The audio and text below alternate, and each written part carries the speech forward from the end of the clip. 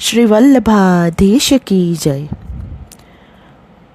શ્રી કૃષ્ણાશ્રય ગ્રંથ 84 વૈષ્ણવોની વાર્તા ક્રમાંક 46માં બુલામિશ્ર સારસ્વત બ્રાહ્મણની વાત કહેવામાં આવેલી છે.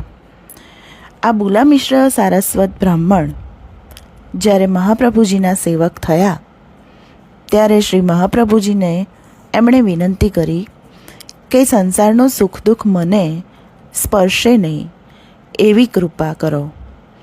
ત્યારે શ્રી મહાપ્રભુજીએ આ શ્રી કૃષ્ણાશ્રય ગ્રંથની રચના કરી અને બુલામિશ્રને સંભળાવ્યો અને આજ્ઞા કરી કે તમે ઘરે જઈ સેવા કરો.